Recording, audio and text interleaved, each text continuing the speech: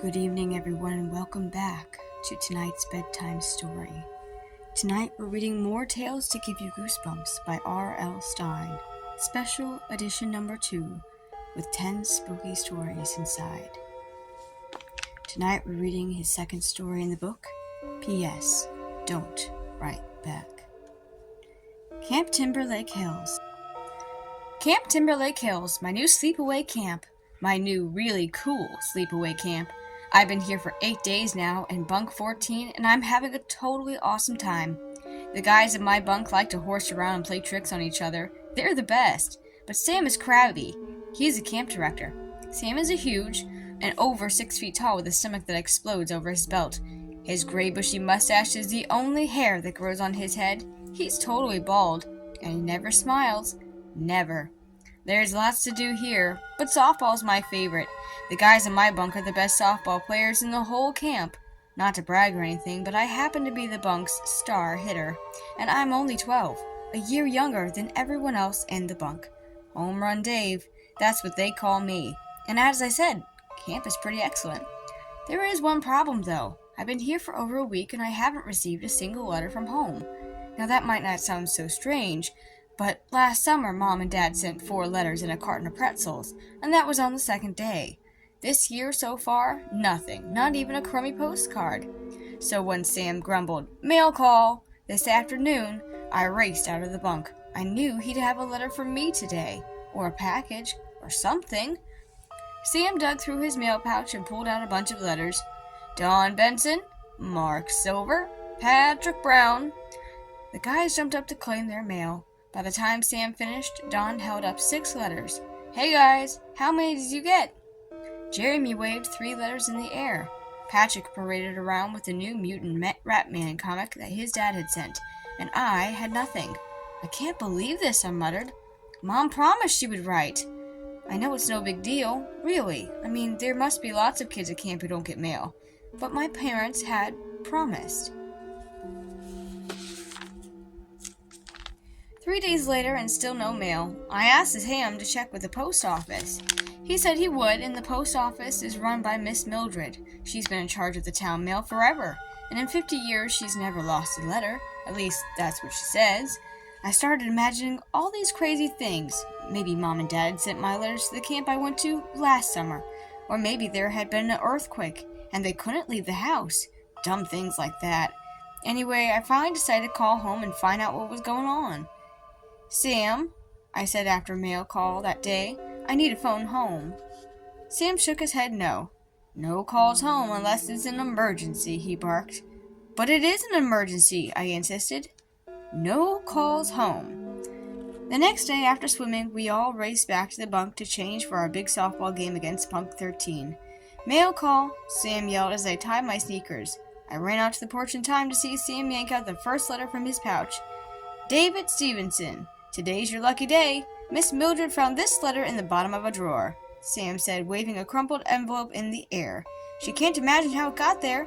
She mumbled something about elves. Anyway, she said she'll keep looking for more." I practically ripped the letter open from his hands and checked the name on the front just to make sure it was really mine. Then I tore it open. "Dear David, we're not coming up for visiting day. Your sister misses you. See you in August. Mom and Dad. P.S. Don't write back." Huh? That's it? I turned the paper over and then back again. I gazed around suspiciously. This had to be a joke from one of the guys, but they all had their heads buried in their letters.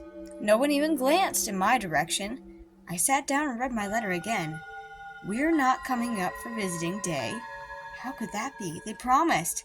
They always come up for visiting day. Always. "Your sister misses you." No way. My older sister Carly danced around the house like a lunatic the day I left for camp. She said it was the happiest day of her life. And P.S. Don't write back.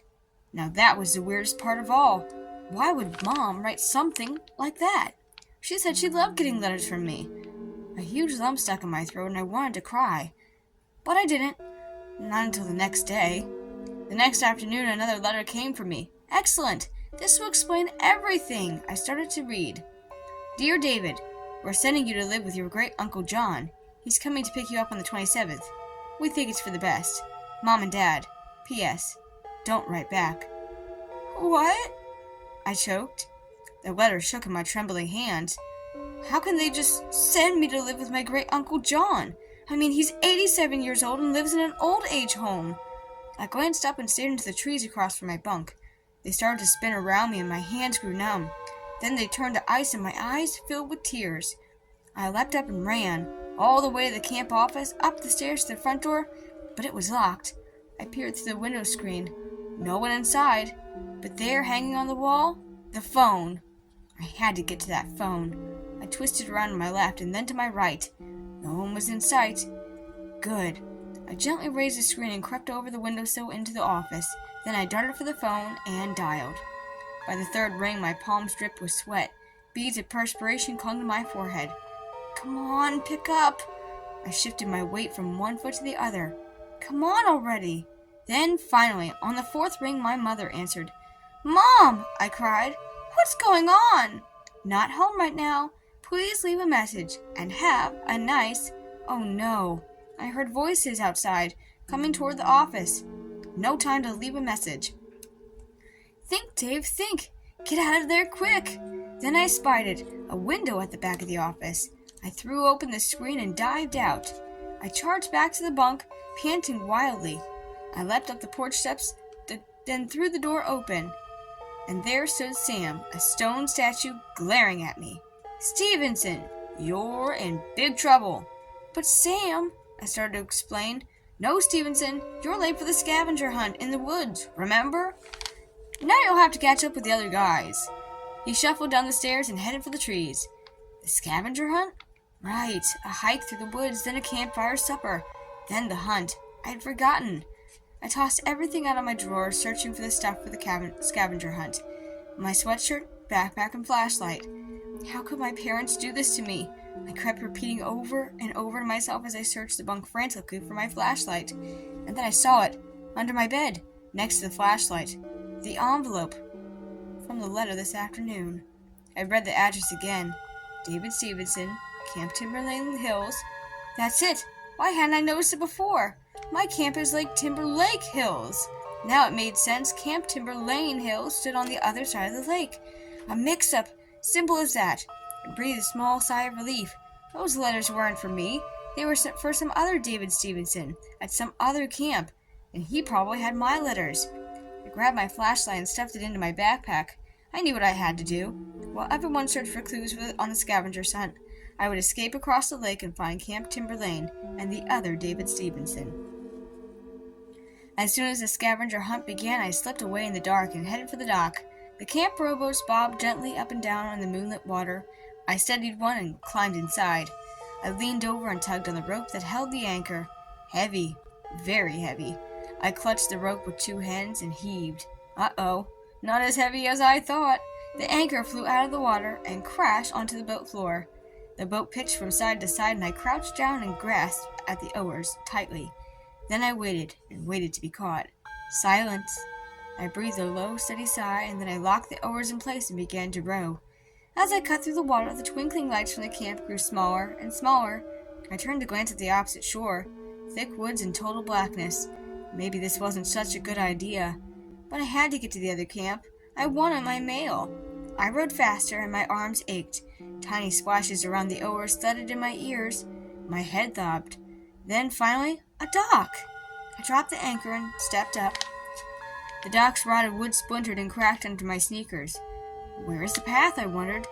Sweeping my flashlight over the thick weeds, I stumbled through the dark and through the tall, stretchy, scratchy grass that scraped against my legs.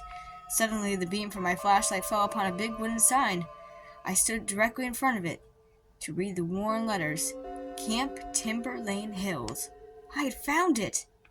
I gazed beyond the signs and I squinted in the darkness. Yes, bunks! But where were all the kids? Why didn't they have any lights on in this camp? Weird. Very weird. I trampled through the grass to the first bunk, and a skinny boy about my age hunched over the porch railing. He raised his head slowly. His hollowed eyes met mine. Excuse me, I stammered. Is there a David Stevenson in this camp? He lifted a bony arm and pointed to the blackened doorway behind him. Thanks, I said, but I didn't budge. I wanted to go back to my cheery normal camp. Just go in, I told myself. Just get your letters. I inched past the boy and pushed open the creaky door. My hands trembled as I searched the dark room with my flashlight. No one here.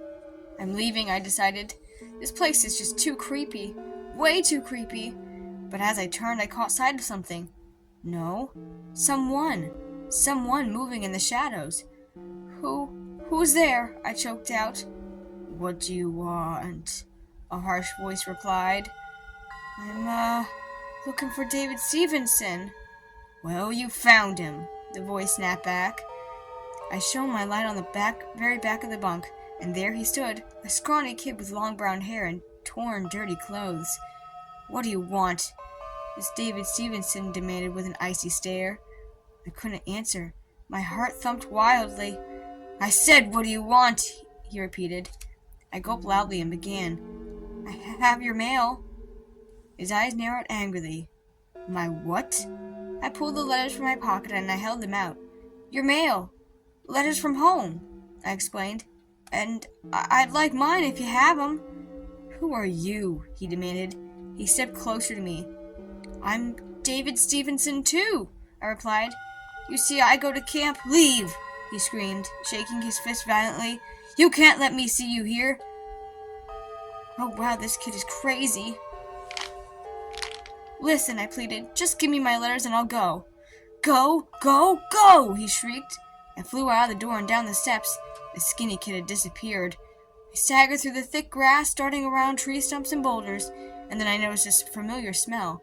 The smell of a campfire. I listened. Crackling. Loud snapping. I crouched down behind a large rock and I spied the flickering lights of the campfire. And kids. Hundreds of kids circling it. Arms wrapped around each other, swaying back and forth. Moaning. Moaning. What kind of camp is this, I wondered. I swallowed hard. Something is really wrong here.